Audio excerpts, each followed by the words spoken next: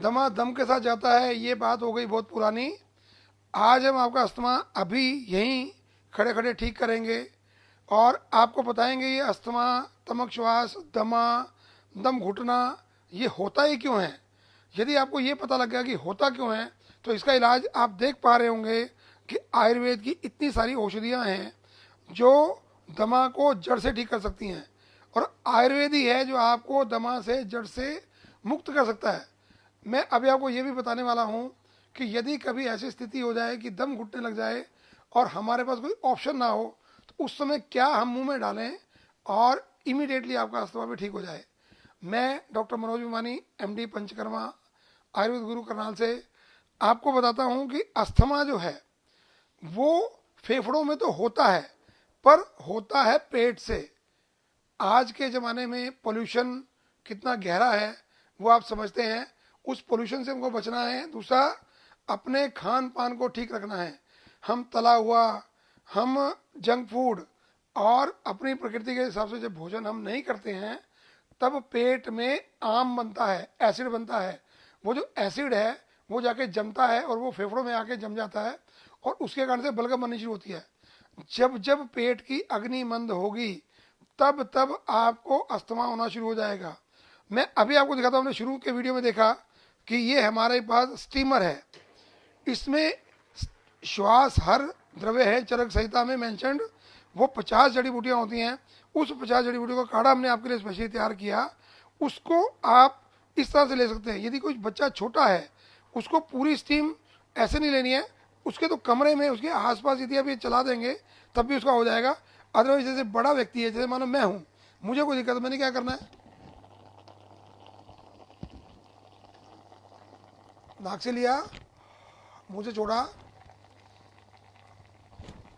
नाक से लिया, मुंह से छोड़ा, फिर मुंह से लिया,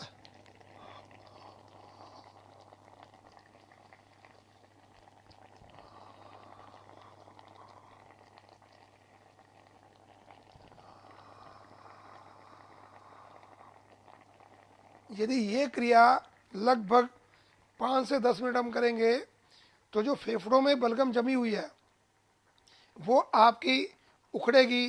थोड़ी आपको खांसी आएगी, और खांसी आना एक अच्छा सिम्टम है कि जिससे जो बलगम उखड़ी हुई है वो प्रेशर लेके बाहर निकल जाएगी। हम क्या सोचते हैं कि बलगम बाहर नहीं आनी चाहिए। यदि आप गंध को बाहर नहीं निकालेंगे तो रोग कैसे ठीक होगा। इसके साथ साथ आप ये देख पा रहे होंगे कि बिल्कुल ये जड़ी बूटियाँ पिसी हुई रखी हुई हैं। ये श्वास हर चाय है, हर्बल टी है। इसको हम स्पेशली सर्दियों के दिनों में बनाते हैं, क्योंकि आजकल जब जीरी कट रही है खेतों में, उस समय मिट्टी उड़ रही है और कुछ लोग परालियाँ जला देते हैं। पराली जलाने के बाद भी वो जो धुआं है उससे पोल्यूशन क्रिएट हो रहा है। वो पोल्यूशन हमारे फेफड़ों में सांस लेने में दिक्कत करता है। भगवान की तरफ से हमारे श्वास गिनती के हैं, लिमिटेड श्वास हैं।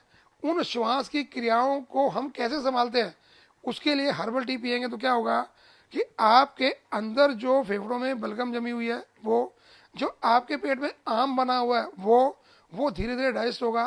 खून में जो नाड़ियाँ ब्लॉक हो रही हैं वो नाड़ियाँ खुलेंगी। फेफड़ों की जो नाड़ियाँ ब्लॉक हुई हुई हैं वो आपकी इस हर्बल टी से और इस स्टीम से, दोनों से ठीक हो जाएंगी। यदि इतना काम भी हम कर लेंगे तो हम ठीक हो सकते हैं। उसके बाद मैं बताऊंगा कि जिनका अस्थमा बहुत पुराना हो चुका है उनको क्या करना है। ये सीतोपलादी चूर्ण बड़ी कॉमन मेडिसिन है।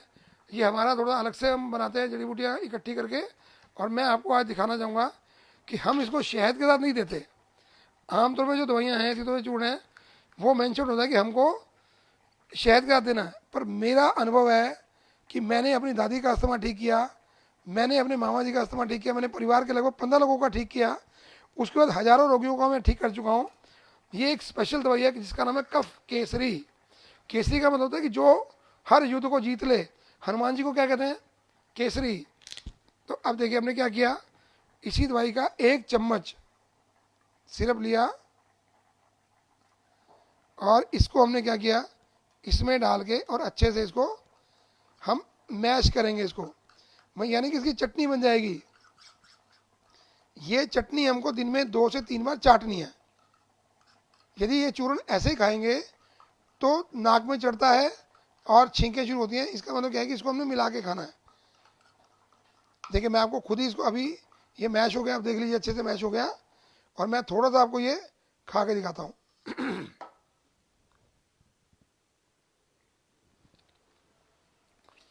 ये ऐसे सिरप और सितोवाई चूर्ण आपने दिन में 3 बार लिया और ऊपर से गर्म पानी पिया, अच्छा गर्म पानी जैसे चाय गर्म होती है वो पिया, तो आपका अस्थमा बिल्कुल ठीक होता है। उसके अलावा ये च्यवनप्राश, इसको सर्दी गर्मी आपने 1 चम्मच सुबह 1 चम्मच शाम को नियमित खाना है।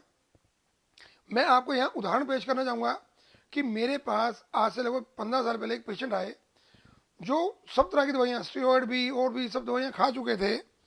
उनको मैंने क्या किया, उन्होंने कहा दवाई नहीं खाऊंगा जी। तो मैंने क्या कहा कि आपको ये च्यवनप्राश का डिब्बा 1 हफ्ते में ख़त्म करना है, 1 डिब्बा। और आप मानेंगे कि उस 1 हफ्ते में उनका जो बलगम था वो उखड़ना शुरू हुआ, निकलना शुरू हुआ। और लगभग 6 महीने तक उन्होंने च्यवनप्राश खाया। पहले महीने 4 डिब्बे 1 महीने में, फिर 2 डिब्बे, फिर महीने में 1 डिब्बा खत्म करना शुरू किया और अस्थमा जड़ से ठीक हो गया। ये आप देख पा रहे होंगे कफ कुठार का पाउडर है। इसमें हम क्या करते हैं, जिनका अस्थमा ज़्यादा होता है, इसी पाउडर में जो भी हमने कम्बिनेशन बनाया था, इसमें 250 mg पर डोज कफ कुठार रस मिलाएंगे। और उसके साथ साथ हमारे पास है गुदंती वसम। जिनको जुकाम के कारण से अस्थमा हुआ है, जिनकी नाक बहती थी और वो नाक की जो बलगम है वो अंदर गई, उससे वो तो उसमें ये डालते हैं। उसके साथ साथ हमारे पास ये श्वास कुठार रस है, कफ कुठार और श्वास कुठार, इससे खांसी ठीक होती है, इससे दमा ठीक होता है। इसको भी हम इसमें 250 mg पर डोज में हम डाल सकते हैं। इसके साथ साथ हमारे पास अब्रक भस्म है। जिनकी इम्यूनिटी बहुत वीक है, जिनकी इम्यूनिटी कम होने के कारण से अस्थमा हुआ है, उनको देते हैं। और इससे क्या है कि आपका आयरन भी पूरा होता है। ये मैंने अपनी दादी को दिया था। मेरी दादी का जो HP था उस समय 6 ग्राम था एंड शी वॉज अराउंड 62 की एज में थी वो। तो हमने उस समय इनको रेगुलर ये च्यवनप्राश और ये दोनों मिला के ये दिए थे और उनका अस्थमा जड़ से ठीक हो गया। उसके अलावा सांस उखड़ ही रहा है, एक सोमवल्ली करके जड़ी बूटी होती है हमारी, उसका बनता है सोमासव। तो ये क्या करता है, अंदर से अस्थमा को जड़ से ठीक करता है। यदि ऐसी स्थिति होगी, खांसी रुक ही नहीं रही है, सांस रुक ही नहीं रहा है, तो उस समय कनकासव एक दवाई होती है, कनक बोलते हैं धतूरे को, उसका आसव बनता है, उसको खाना खाने के बाद देते हैं तो उससे बिल्कुल वो रुकता है। ये है लोहा आसव। इन केस ऑफ अनिमिक पेशेंट, जो लेडीज होती हैं उनको बलगम नहीं है पर दम घुट रहा है, तो देखिए दमा होने के कई कारण हैं। आपको चिकित्सक कारण के अनुसार ही करनी है, खाली ये नहीं करना है कि भाई आप सोचते रहे। और दूसरा, यदि जब पेट में एसिडिटी होती है उस समय ये 2 दवाइयों का कम्बिनेशन है, लिवेजी एंड एसिडेजी, ये आयुर्वेद गुरु पे ही बनाते हैं हम लोग। यदि आपकी एसिडिटी ठीक हो गई, आपका पाचन ठीक हो गया, तो आपका अस्थमा कभी होगा ही नहीं। मैं लास्ट में एक बात कहना चाहूँगा आप लोगों से कि अस्थमा के कारणों को देखिए। आप उठ के साल्बुटामोल की कोई गोली खा ली या कोई और ऐसी दवाइयाँ केमिस्ट से लेके खा ली, बिल्कुल वो तरीका उचित नहीं है।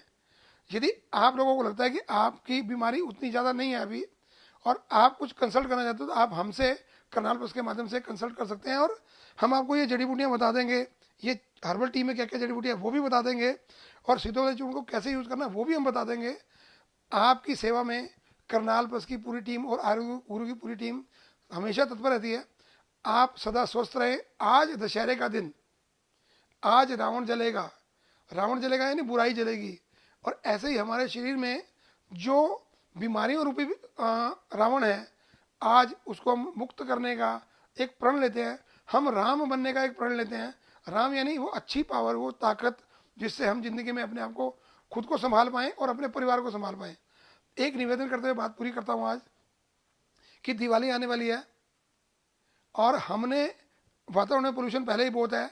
उस पोल्यूशन से बचने के लिए हमने अस्थमा के जितने रोगी हैं उनको हम पोल्यूशन से बचाएं, बम पटाखों से बचाएं, त्यौहार मनाएं, खुशियां मनाएं, दिए जलाएं, एक दूसरे को प्यार बांटें। इतनी बात कहते हुए आज के लिए इतना ही। बहुत बहुत धन्यवाद। नमस्कार।